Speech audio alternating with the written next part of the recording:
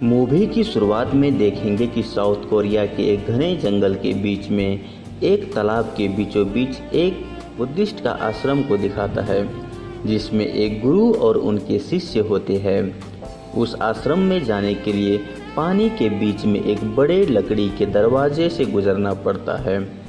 हैरानी की बात यह है कि उस दरवाजे के चारों तरफ खुला होते हैं, यानी कि दीवारें नहीं होते हैं, लेकिन जाने के लिए उसी के बीच से गुजरना या फिर आना पड़ता है।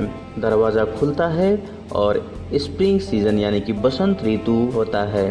हर दिन की तरह सुबह गुरुजी पहले उठते हैं, बुद्ध की मूर्ति को प्रणाम करते हैं और उनके शिष्य को उठाते हैं। उसके कमरे में भी दरवाज़ा होता है, लेकिन दीवारें नहीं होते। शिष्य और गुरु तैयार होके नाव से किनारे तक जाते हैं। इसी नाव से वो दोनों आते जाते हैं।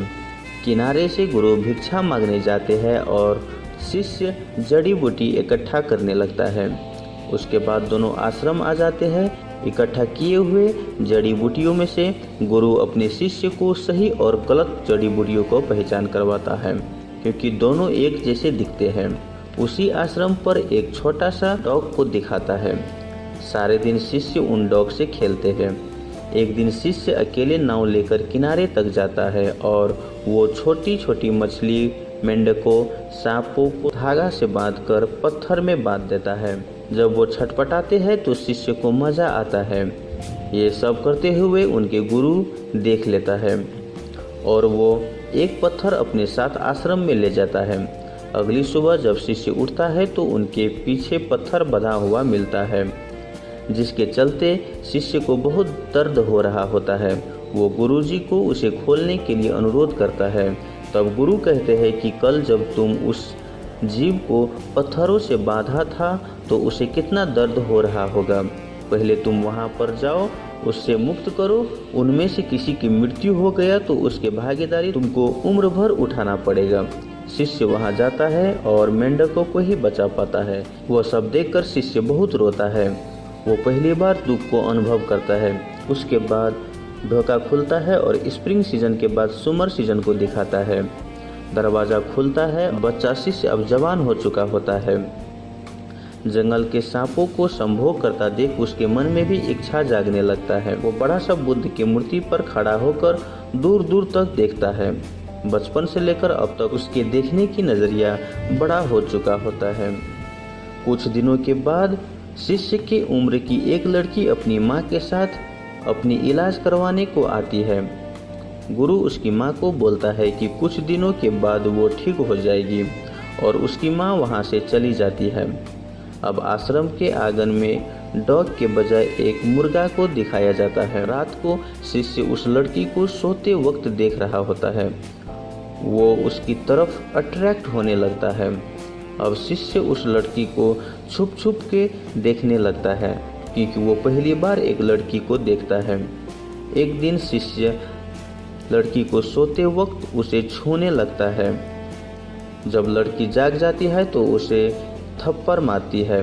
शिष्य डरकर बुद्ध भगवान से माफ़ी मांगता है। उसके बाद वो लड़की शिष्य के कंधे पर हाथ रखकर उसे माफ़ कर देती है। अगली सुबह गुरु जंगल से लाए हुए जड़ी बूटियों को रस निकालकर उस लड़की को पीने देता है और दवाई काम करने लगता है। उसके बाद वो लड़की ठीक होने लगता है। कुछ दिनों के बाद लड़की बोलने और हंसने लगता है। शिष्य और वो लड़की साथ साथ जंगल जाते हैं। शिष्य उस लड़की को पीछे से देख रहा होता है। उसके पास जाने की कोशिश करता है। रातों को देर रात तक उस लड़की को सोते वक्त देख रहा होता है। दोनों शिष्य और लड़की बहुत ही घुल मिल जाता है। एक दिन जंगल में तेज बारिश होने पर शिष्य को रहा नहीं जाता और वो दोनों संभोग करने लगता है। उसके बाद रात को गुरु के पास से उठकर लड़की के पास सोते रहता है। एक दिन रात को दोनों नाव से दूर चले जाते हैं और नाव में ही संभोग करने लगता है और वो नाव में ही सो जाता है। सुबह गुरु ने दोनों को नाव में सोते हुए देख लेता है, पर वो कुछ नहीं बोलता। वो समझते हैं कि प्यार अंधा होता है, ये जवानी में हो जाता है, प्यार में डूब जाता है और बाद में यही दुख का कारण बन जाता है। गुरु नाव में पानी आने वाला जगह को खोल देता है और नाव में पानी आने से वो दोनों उठ जाता है। शिष्य जान जाते हैं कि गुरु ने सब देख लिया है और वो गुरु से माफ़ी मांगता है। गुरु उसे माफ़ कर देता है।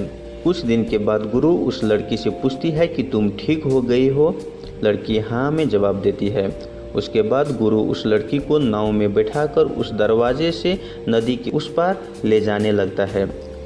शिष्य बहुत ही दुखी होते हैं और वो उसे रोकने की कोशिश करता है, लेकिन तब तक वो दोनों बहुत दूर चले जा चुके होते हैं। शिष्य बहुत ही दुखी होते हैं, लेकिन गुरु उसे सही मार्ग पर लाना चाहता है। उस रात शिष्य सो नहीं पाता है और वो बुद्ध की मूर्ति को झोले में लेकर सुबह होने से पहले चले जाते हैं। गुरु सब जानते हैं, लेकिन शिष्य को नहीं रोकता, क्योंकि वो जानता है कि सब लोग अपने अपने मार्ग खुद ही चुनता है। उसके बाद अगले सीन में फिर वो दरवाज़ा खुलता है और अब की सीज़न पतझड़ का होता है। गुरु अब बूढ़ा हो चुका होता है और अब की बार उस आश्रम में बिल्ली को दिखाया जाता है। गुरु भिक्षा मांगकर आश्रम आता है। उसे एक पत्रिका मिलता है जिसमें लिखा होता है कि 30 साल का आदमी अपनी पत्नी को मारकर फरार हो चुका होता है। दरअसल वो वही भागे हुए शिष्य होते हैं। गुरु रात को कपड़ा सीते हैं। वो जानते हैं कि उसका शिष्य अब यहाँ पर आने वाला है। अगले दिन सुबह को उसी दरवाजे के पास उसका शिष्य खड़ा हुआ पाता है और गुरु उसे लाने के लिए नाव से जाता है। शिष्य गुरु से नज़रें चुरा रहा होता है। वो आश्रम पहुंचकर बुद्ध को मूर्ति को जहाँ से उठाया होता है वहीं स्थान पर फिर से रख देते हैं। एक चाकू से ज़मीन पर बार बार घोंपते रहते हैं। दरअसल वो यही चाकू से अपनी पत्नी को मारा हुआ होता है।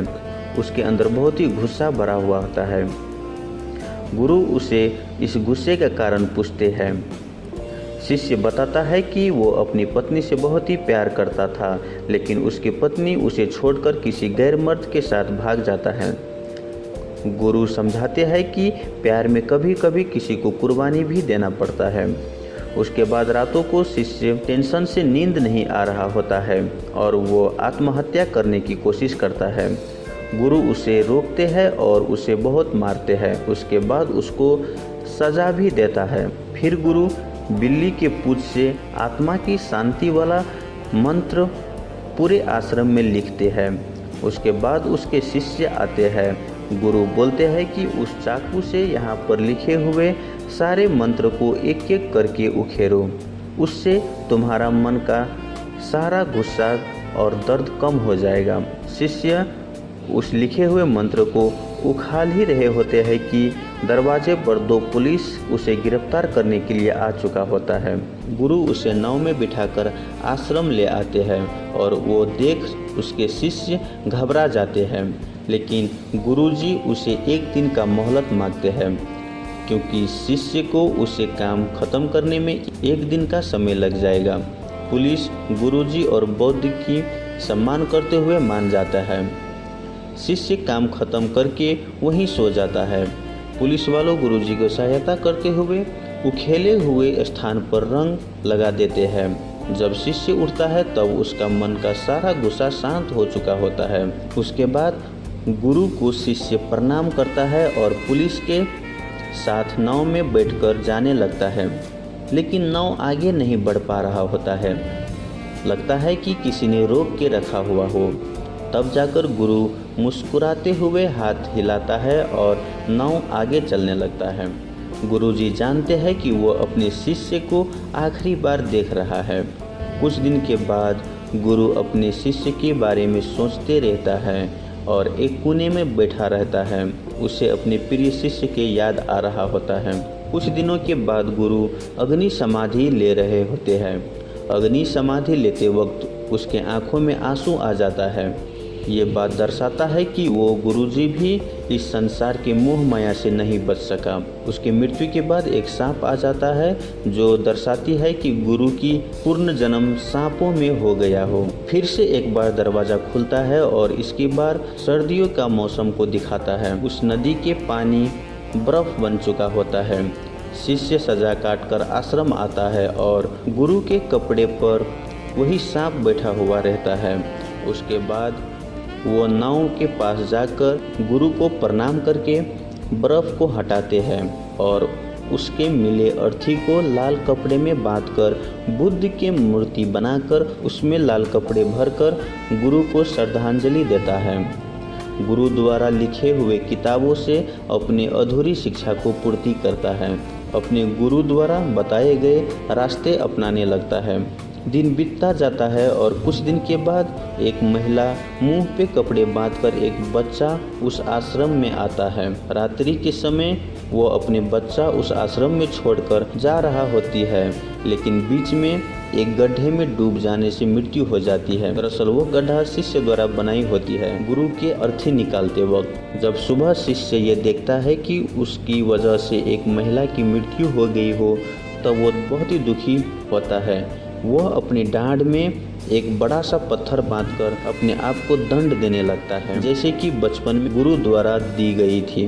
वह पहाड़ चढ़ता है और पहाड़ की चोटी पर पुगकर वो गुइनेन बुद्धिस्ट को स्थापना करता है, जो कि दया का प्रतीक माना जाता है। वहां पहुंचकर वो पूरे घाटी को देखता है। बचपन से लेकर जीवन के मध्यम पड़ाव तक उसका देखने का नज़रिया बदलने लगता है। अब वो पूरा संसार को पूर्ण रूप से देखने लगता है, टुकड़े में नहीं। अंत में एक बार फिर से दरवाज़ा खुलते हैं। अब की बार फिर से बसंत ऋतुओं को दिखाता है। नया जीवन चक्र शुरुआत हो चुका होता है। जो शिष्य था अब वो गुरु बन चुका होता है और महिला का बेटा शिष्य बन चुका है। अब की बार आश्रम में कछुओं को दिखाया जाता है। शिष्य उस कछुए से खेलता है।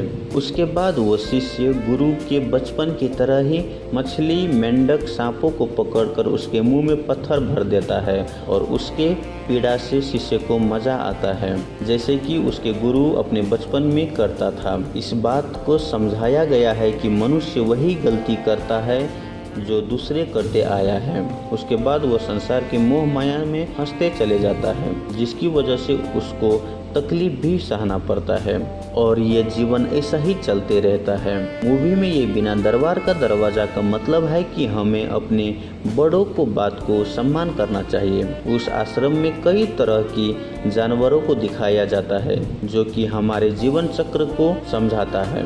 पहली है मछली, जो कि समझाते हैं कि बच्चे में हम मछली की तरह आज़ाद रहते हैं। उसके बाद डॉग समझाते हैं कि हमें आज्ञाकारी होनी चाहिए, उस डॉग की तरह वफादार होना चाहिए। उसके बाद मुर्गा, ये हमारी इच्छा को दर्शाता है, जैसे कि वो शिष्य अपनी कामुकता में भटक गया था।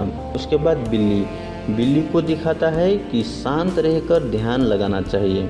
उसके बाद कछुआ, अंत में कछुआ को दिखाया जाता है, जिसका अर्थ सहनशीलता और लंबे जीवन को दिखाता है, जो कि हमारे बुढ़ापे काल को दर्शाता है।